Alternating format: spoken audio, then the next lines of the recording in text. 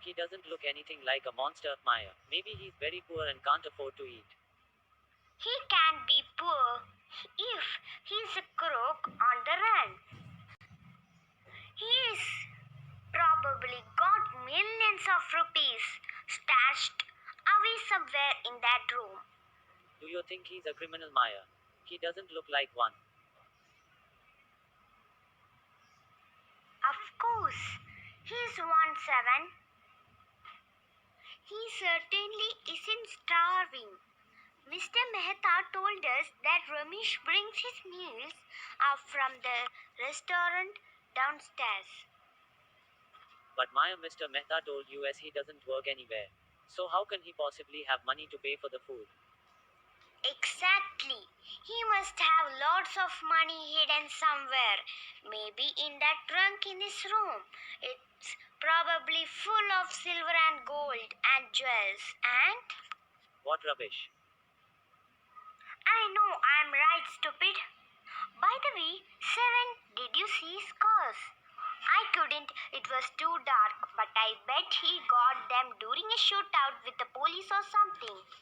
Mummy told us quite clearly they were burn scars.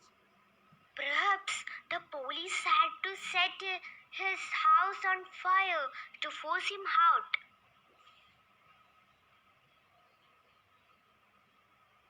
On Monday, following Mama's birthday, 7 went along with her to the clinic at Girgaon.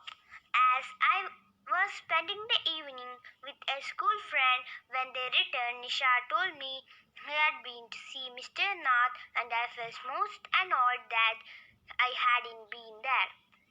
Maya, I had been to see Mr. Nath.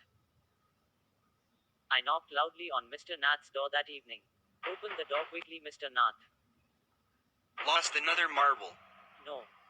He had taken the man's hand in his own and pressed a bar of chocolate into it. Did you get a chance to peek into the trunk, 7? He didn't even ask me in. But I did find out something, Maya. I went down to the restaurant where Ramesh works and talked to him.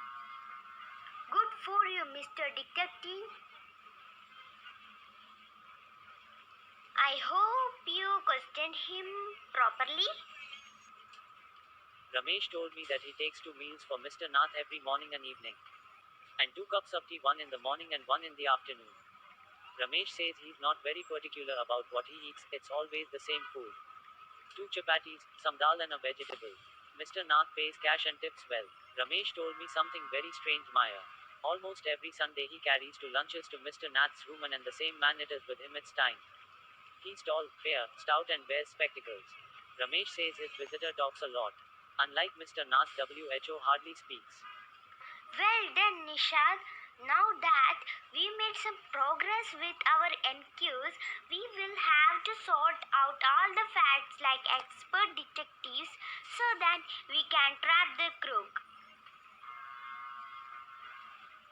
How you do go on, Maya? How can you possibly imagine he's a crook? He looks so ordinary. Criminals can look quite ordinary, smarty. Did you see the picture of the Hyderabadi housebreaker in the papers yesterday? He looked like any man on the street. The monsoons broke the next day, dark clouds accompanied by the blinding flashes of lightning and roaring rolls of thunder burst with all their fury, flooding the street with heavy downpours. School was to have reopened after the summer holidays, but no traffic could move through the flooded roads, and there was an unaccepted holiday. I thought I'd spend the time usefully. I sat at my desk in our bedroom with a sheet of paper before me. To be continued.